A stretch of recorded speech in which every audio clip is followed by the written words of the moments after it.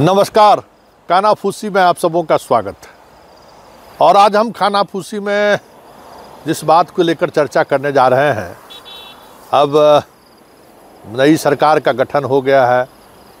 मंत्री जी लोग, बहुत सारे मंत्री जी लोग थे जो आज अपना पदभार ग्रहण किए हैं। उसमें अधिकांश तो ऐसे ही मंत्री हैं जिनको पूर्व का विभाग ही दिया गया है। उनके लिए तो कोई नई बात, नई उत्साह नहीं, नई बात भी नहीं थी। फिर भी मंत्री होता है तो सारे लोग मंत्री अपनी जगह पर पदभार ग्रहण कर नीतीश कुमार के जो वादे हैं उन वादों पर काम करना शुरू कर दिए हैं। लेकिन एक खेल फिर शुरू है भाई। खेल ये है कि सामने सबको पता है कि बादशाह की ना बादशाहत रही और ना ही बादशाह में वो पुराना वाला तेवर रहा, न प्रभाव रहा, न चीज़ें उस तरीके की रही है। फिर भी जनता को दिखाते रहना है कि भाई बादशाह अभी भी पुराने रंग में है। और इसके लिए मतलब जो अंतःपुर का जो किचन कैबिनेट है, किचन कैबिनेट से लेके जो नवरत्न है, जो सिपह सालार हैं, वो रोज़ाना नीति तय कर रहे हैं कि क्या करना है, आज कहाँ इनको लेकर घूमना है और दिखाना है कि भाई नहीं ऐसा नहीं है कि गृह जाने के बाद ये थोड़ा उदास और निराश है। ऐसा नहीं है, क्योंकि सच्चाई तो यही है कि गृह जाने का मतलब होने या नहीं होने का कोई मतलब ही नहीं है, इसलिए उससे मतलब नहीं है। लेकिन देखिए किस तरीके से बादशाह को जनता की नज़र में बनाए रखने में उनके जो सिपह सालार हैं अभी भी एड़ी चोटी एक किए हुए, कि ऐसा ना हो कि मायावती ने जिस तरीके से काशीराम की स्थिति कर दी थी एक दौर में, वो स्थिति अंतःपुर का बादशाह का ना हो जाए। क्योंकि कोशिश यही है कि जैसे याद है ना, हस्तिनापुर ने क्या किया था जब हमारे कवि हृदय बादशाह जब चुनाव हारे, तो उसके बाद किसी ने कोई देखा क्या? याद करिए, किसके बारे में कह रहे, किनके बारे में कह रहे, आप समझ रहे होंगे। कवि हृदय हमारे बादशाह हस्तिनापुर के हैं। 13 महीना की सरकार, 13 दिन की सरकार, फिर 5 साल की सरकार, फिर फील गुड में शाइनिंग इंडिया, फिर हार। उस हार के बाद वो लखनऊ के पार्लियामेंट के मेंबर भी थे। क्या 5 साल तक कभी आप लोगों ने उनकी एक झलक भी देखी थी? औरंगजेब भी शर्मा जाए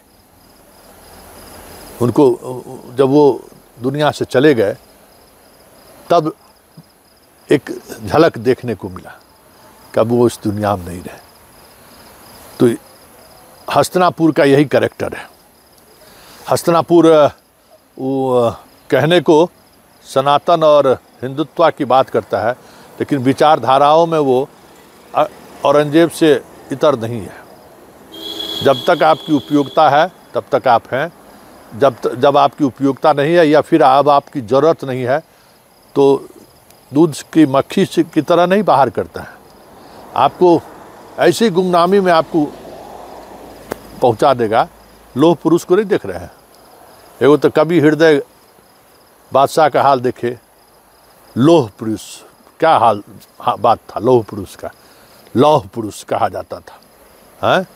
आज सारथी, पूरे यात्रा के दौरान जो सारथी था, सारथी उसको मत कहिए, जो बगल में खड़ा रहता था पानी चाय के लिए, आज उसको वो व्यक्ति बादशाह बनते ही क्या उस लौह पुरुष के साथ क्या कर रहा है। तो कमोबेश यही इसी तरीके की साजिश बिहार में भी शुरू हो गई है कि बिहार के बादशाह को काशीराम, वाजपेयी, अडवाणी नाम ले ही लेते हैं, अंतःपुर में चल ही रहा है कि तरह इनको भी जो है ना धीरे धीरे जो है हाशिए पर पहुंचा दिया जाए। हाँ, जनता का दबाव है, जनता इनके साथ है, तो ये दबाव थोड़ा रहेगा, आप तुरंत उनको नहीं हटा सकते हैं, इसलिए रहे लेकिन किसी काम के लायक नहीं रहे।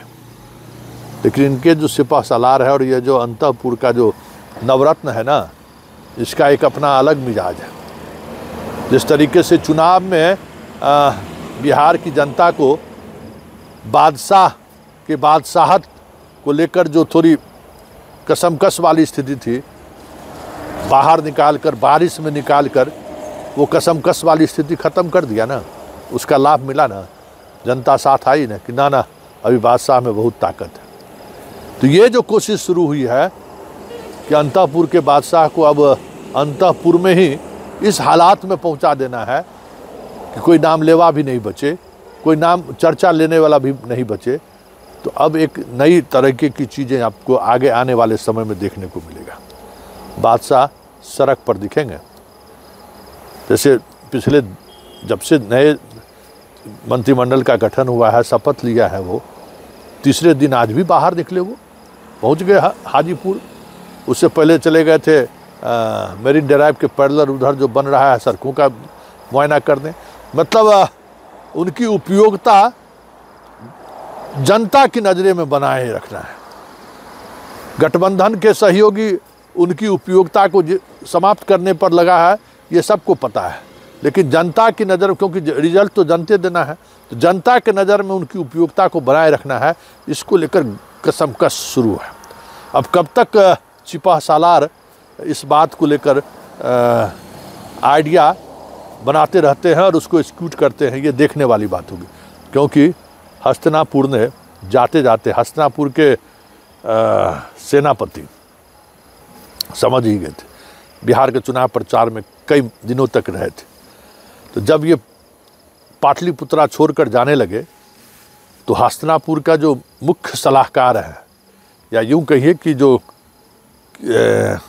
नवरत्न हैं बादशाह के, उनको, और ब्यूरोक्रेसी का जो हेड ऑफ इंस्टीट्यूशन है, पुलिस का जो हेड ऑफ इंस्टीट्यूशन है, जो मतलब बादशाह के प्रति लॉयल लोग हैं, उनको बुला के बंद कमरे में 1 घंटे का एंटीबायोटिक उन्होंने दिया है।